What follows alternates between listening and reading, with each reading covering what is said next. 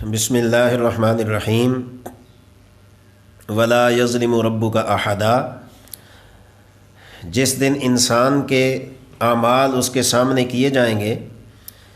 تو اللہ تعالیٰ کسی ایک پر بھی ذرہ برابر بھی ظلم نہیں کرے گا۔ یہ قرآن کریم کی سورہ کہف کی آیت نمبر 49 ہے۔ قرآن کریم کے میں دوسری جگہ اللہ تعالیٰ نے ارشاد فرمایا ان اللہ لا یظلم مثقال ذرہ وان تک حسنۃ یضاعفها۔ یہ سورہ نساء کی آیت ہے، 5واں سپارہ ہے۔ تو یہ آیت نمبر 40 ہے سورہ نساء کی۔ اس کے اندر اللہ تعالیٰ نے فرمایا کہ اس دن اللہ تعالیٰ ذرہ برابر بھی کسی پر ظلم نہیں کرے گا اور نہ ہی کوئی آدمی اللہ تعالیٰ کو ظلم کرتا ہوا دیکھے گا۔ البتہ اللہ تعالیٰ فرماتے ہیں کہ وَإِن تَكُ حَسَنَةً يُضَاعِفْهَا، کہ میں انسان کو اس کی نیکی سے بڑھ کر اجر عظیم عطا کروں گا، جو اس آیت کے آخری حصے میں اللہ تعالیٰ ارشاد فرما رہے ہیں۔ تو انسان بجائے اس کے کہ اللہ تعالیٰ ظلم کرے، اللہ تعالیٰ تو انسان کو بڑھ چڑھ کے دگنا تگنا اس کی نیکی کے بدلے عطا کر رہا ہے اور دینے کا وعدہ کر رہا ہے۔ تو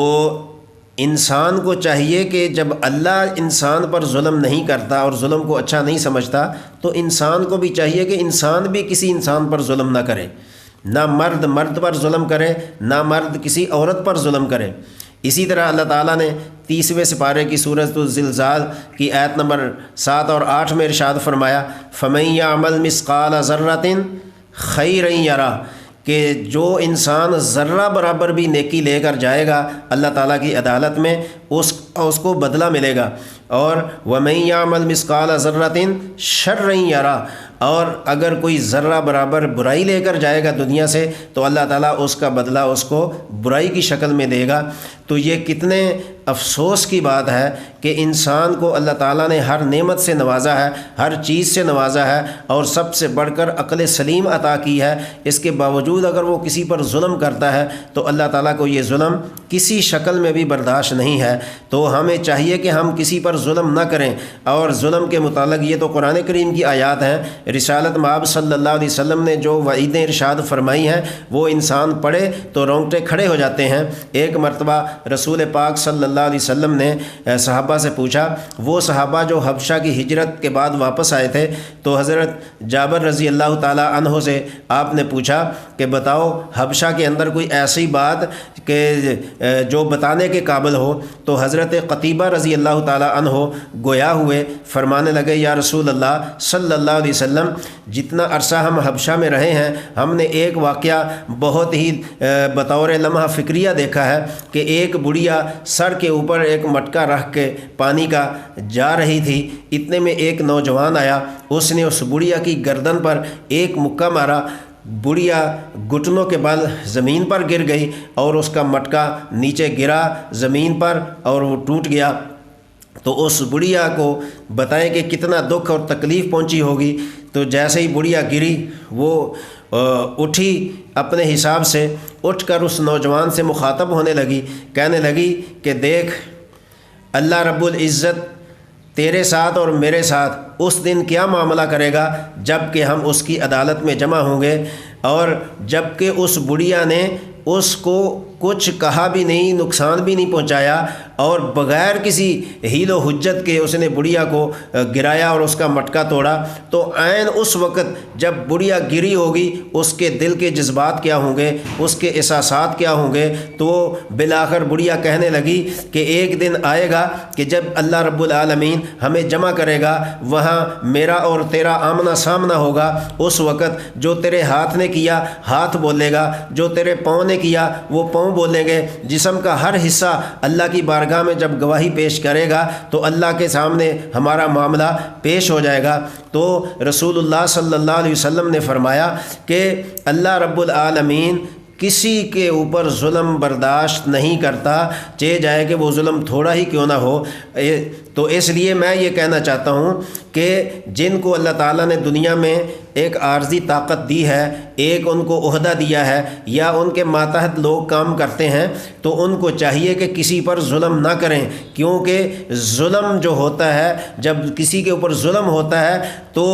ظلم کرنے والا تو رات کو آرام کی نیند سو جاتا ہے، لیکن جس پر ظلم ہوا ہوتا ہے، جو مظلوم ہوتا ہے، اس کی رات جاگتے ہوئے گزرتی ہے، پریشانی میں گزرتی ہے، اور اس کی رات اللہ تعالیٰ کے سامنے التجائیں کرتے ہوئے گزرتی ہے، اور مظلوم کی بد دعا اللہ تک اس طرح پہنچتی ہے کہ درمیان میں کوئی چیز حائل نہیں ہوتی، رکاوٹ نہیں بنتی، تو اللہ تعالیٰ سوتا نہیں ہے، اللہ تعالیٰ کو اونگ بھی نہیں آتی، تو ہر وقت مظلوم کی بد دعا اللہ تعالیٰ کی بارگاہ تک پہنچتی ہے۔ تو جو سونے والا ہے وہ تو ظلم کر کے سو گیا، لیکن مظلوم جو ہے وہ اس کے لیے بد دعائیں کر رہا ہے۔ کتنا خوفناک منظر ہے یہ۔ تو اس لیے میں کہتا ہوں کہ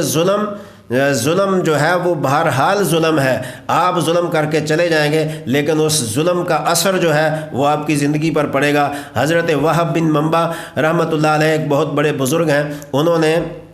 امام غزالی کی کتاب مکاشفۃ القلوب کے اندر ایک دردناک واقعہ پیش کیا ہے۔ کہتے ہیں کہ ایک بادشاہ تھا، اس نے ایک محل تعمیر کروایا، بہت عالیشان، بہت بلند و بالا، بہت ہی اعلیٰ ترین قسم کا محل تھا، کسی قسم کا اس میں کوئی عیب نہیں تھا۔ ظاہرہ بادشاہ تھا، اپنی حیثیت کے مطابق اس نے محل تعمیر کروایا۔ تو جب وہ محل تعمیر ہو گیا تو اس کے ساتھ ایک بغل میں ایک بڑھیا نے اپنی جھونپڑی بھی بنا لی تاکہ اپنا سر چھپا سکے۔ تو جب بادشاہ محل تعمیر کرنے کے بعد اپنے محل کے اندر آیا تو اس بڑھیا کی جھونپڑی کو دیکھا تو کہنے لگا کہ یہ جھونپڑی کس کی ہے؟ تو بتانے والوں نے اس کو بتایا یہ ایک بڑھیا ہے، یہاں سر چھپاتی ہے، یہاں آ کر رکتی ہے، یہاں رہائش کرتی ہے۔ تو اس نے کہا، اس نے سوچا کہ بادشاہ کا اتنا عالی شان محل، اتنا اعلیٰ محل، اتنا بلند و بالا محل اور اتنا افضل ترین محل، اور اس کے ساتھ ایک جھونپڑی ہے، اس جھونپڑی تو میرے محل کا جو ہے نا ستیہ ناش کر دیا ہے۔ میرے محل کی جو عزت تھی، جو شان و شوکت تھی، وہ اس نے خاک میں ملا دی ہے۔ اس نے حکم دیا کہ فوراً اس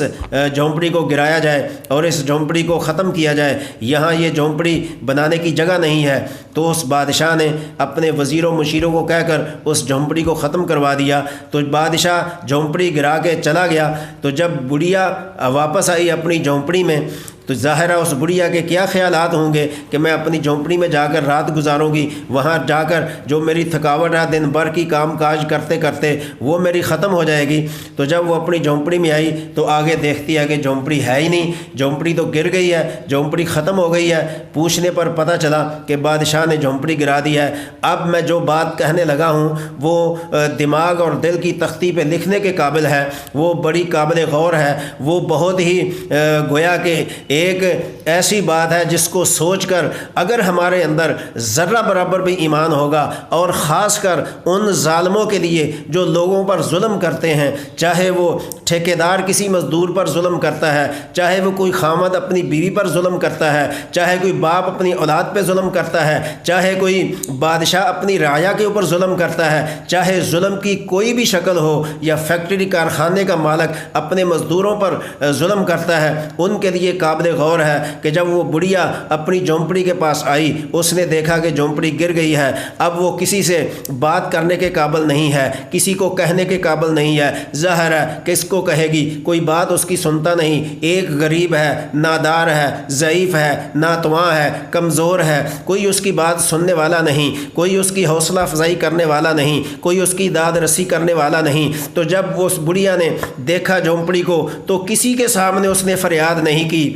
اس نے ہاتھ اللہ کی طرف اٹھائے اور منہ آسمان کی طرف اٹھایا اور اٹھا کر کہنے لگی کہ یا اللہ میں تو یہاں نہیں تھی، لیکن تو کہاں تھا؟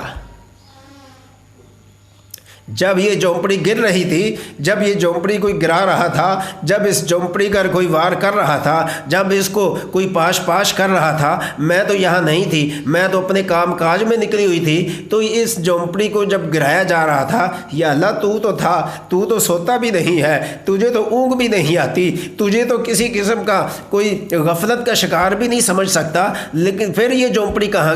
کون گرا کے چلا گیا؟ تو اب دیکھو بادشاہ تو گرا کے چلا گیا، گیا۔ بادشاہ نے اپنے محل کی عالی شان و شوکت بنانے کے لیے اس جھونپڑی کو گرایا، لیکن وہ تو جا کے آرام سے سو گیا، لیکن جس کی جھونپڑی تھی اس کی رات کیسی گزری ہوگی، اس کو رات کو کیسے نیند آئی ہوگی، اس کا سکون برباد ہو گیا، اس کا چین برباد ہو گیا، اس کے رہنے کی جگہ خراب ہو گئی، سارا کچھ لٹ گیا، اس کے پاس تو کچھ نہ رہا۔ تو اب دیکھو، جب یہ بڑھیا دعا مانگ رہی تھی، اللہ کے عرش کو چیر کر اللہ کی بارگاہ میں یہ جب دعا قبول ہوتی ہے تو وہ وقت آتا ہے کہ جب بادشاہ اور اس کے اہل و عیال اور اس کی آل و اولاد سارے کے سارے اللہ رب العزت کی پکڑ میں آتے ہیں۔ اللہ نے اس محل کو اٹھایا اور پلٹ کر زمین پر گرا دیا، اور وہ محل پاش پاش ہو گیا، ٹکڑے ٹکڑے ہو گیا۔ جس محل پر بادشاہ کو ناز تھا، جس محل پر تکبر تھا، جس محل کے اوپر اس کو گمان تھا،